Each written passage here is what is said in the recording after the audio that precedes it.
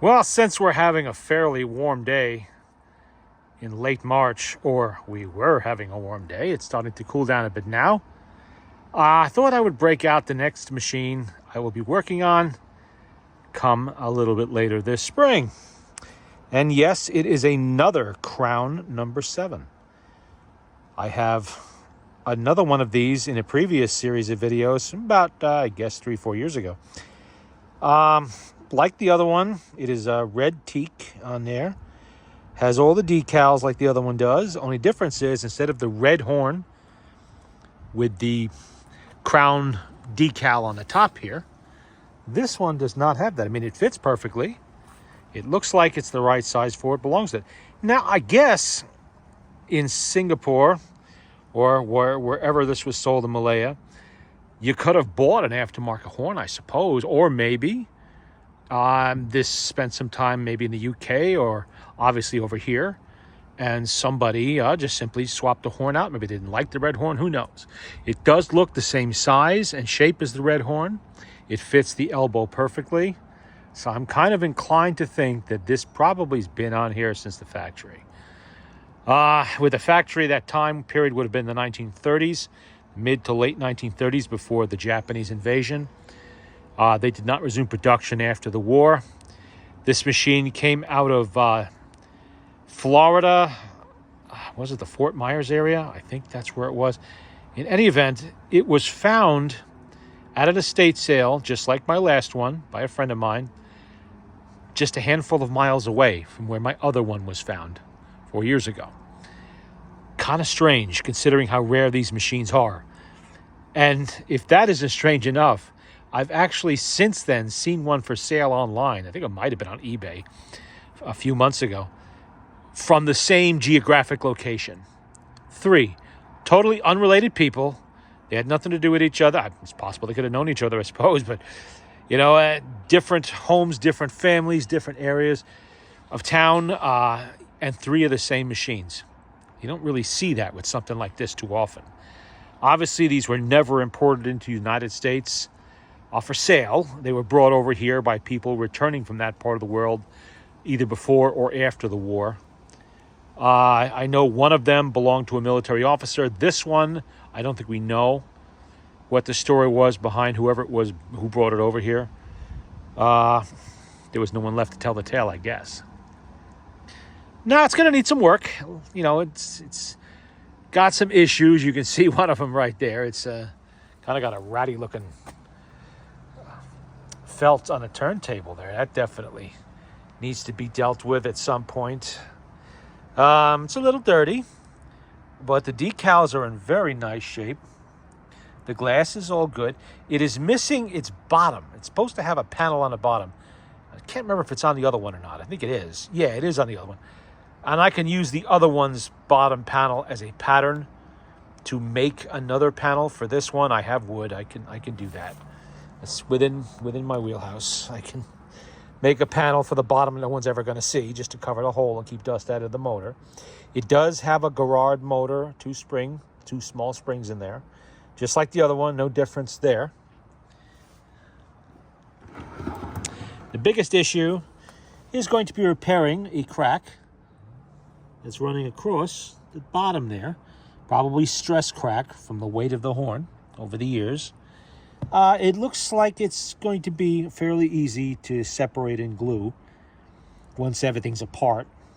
I'm going to take, the whole bracket off, and all of that is part of, the cleaning process.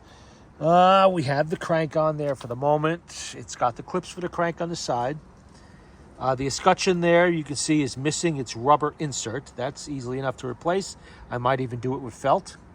It just kind of keeps the crank in position. That's all the felt or the rubber insert would do. It has the needle cups. They're there. That's good. It does not have the original Crown reproducer, which is not a huge surprise given that those reproducers were made out of pot metal, and they did have a tendency to crumble and crack. This is a Maestrophonic. It is Swiss. Typical replacement. Very common replacement on a lot of machines in this time period.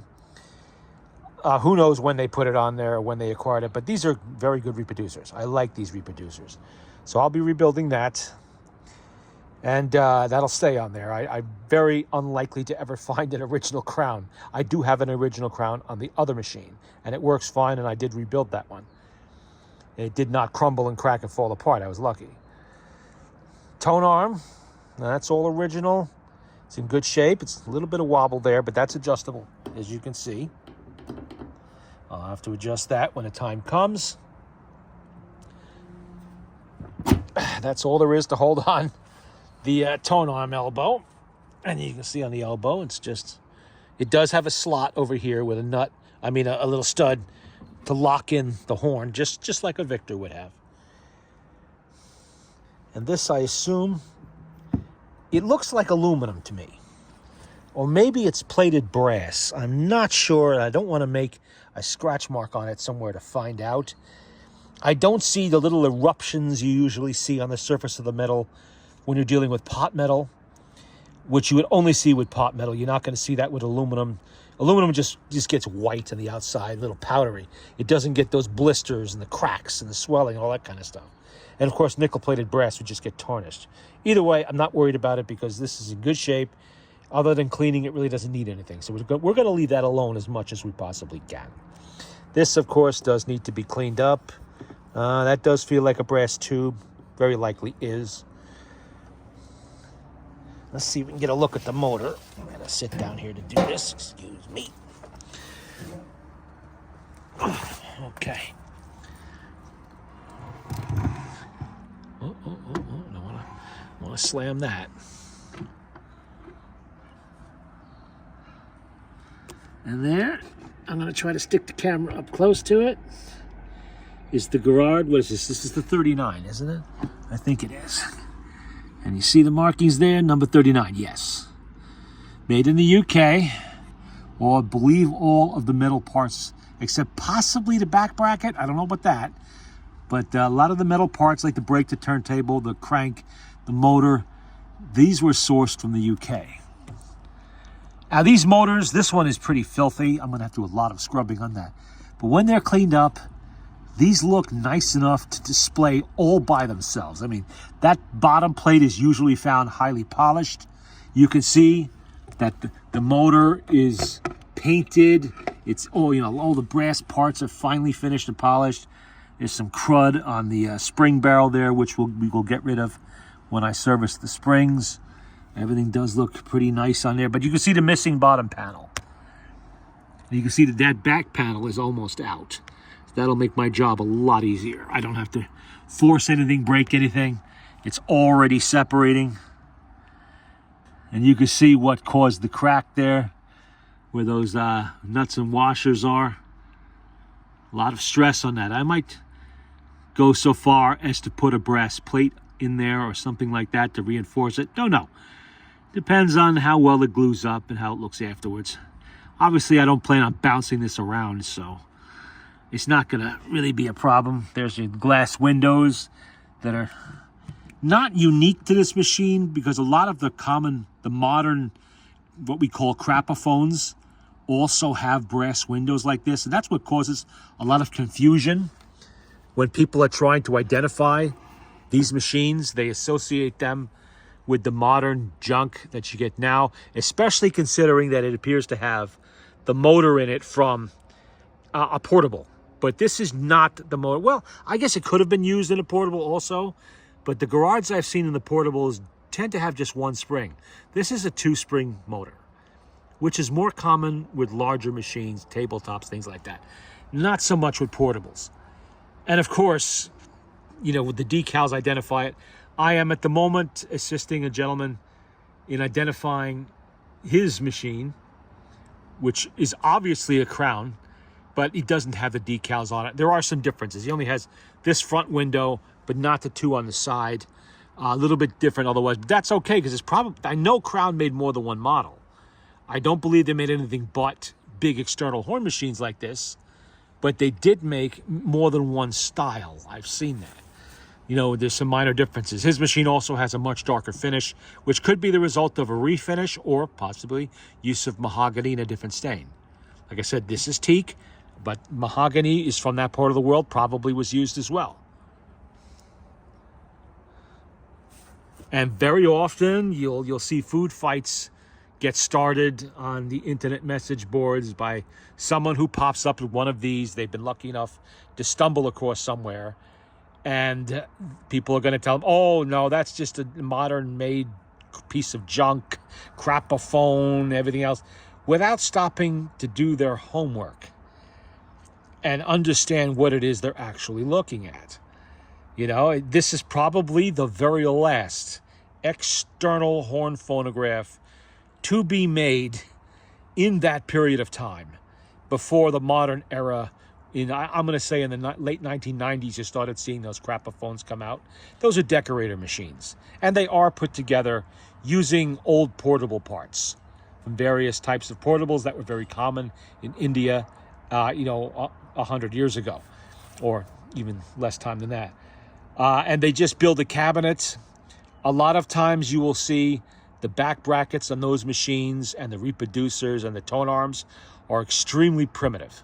Now, this back bracket and tone arm is not of the same quality as HMV or obviously Victor, from the aughts and the teens and the 20s, but it's still pretty good.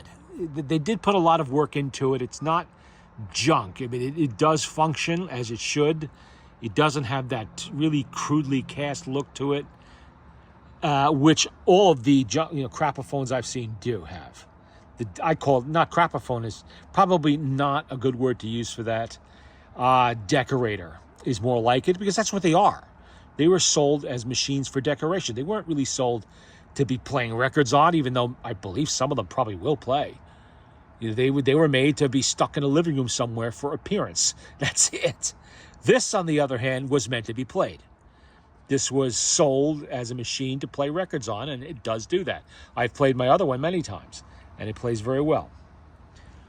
And it's the Kwong Long Chan. 200 South Bridge Road in Singapore. Sole agents for S&S and FMS for Anchor sewing machines and Crown gramophones. And over here you see Malaya, Crown Gramophone, the Crown KLC Singapore. A piece of history there if you think about what went on in that part of the world during the war. Savage fighting, cities being captured, people being displaced. Who knows what happened to the factory that these were made in? How many survived the war, were destroyed in the war? Maybe were taken as souvenirs of war by not just the Americans or mostly the British, that would have been, but maybe the Japanese as well.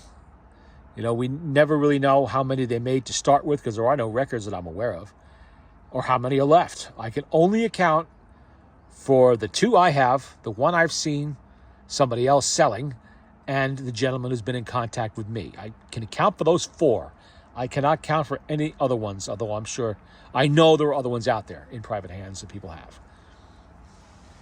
And I have to put a magnet on that horn, but I do suspect that is brass. I'm not going to shine it up or do any dumb stuff like that to it. It's going to keep its patina as you see it. I kind of like the look. I am going to very, very carefully clean the wood on this because of these these decals. I'm not going to clean over the tops of the decals. I don't want to damage them. This, I don't know what I'm going to do with. This is probably going to be a lot of fun to get down in there. I have to jam it in with a knife or something like that. I'm sure that's going to be an experience. I will have to get the old one out, or maybe I'll try to put this back in there. I don't know how that will clean up. I like to leave machines as original as I can. Sometimes that's not possible. There's no actual really big holes in this. If I could clean it up, it's not really too bad underneath. I don't see any heavy rust. That's actually remnants of glue. We'll see when the time comes. A little too early yet to start working on it. We're having a freak warm day today, but that's not going to last, unfortunately. We're going back into the 50s and very low 60s and so on for at least another couple of weeks. And a lot of rain. Oh, a lot of rain. So I'm not going to be starting any big projects, but I thought I would break this out. I had to take some pictures anyway, so give you a look at what's to come. One of them. The Crown number 7.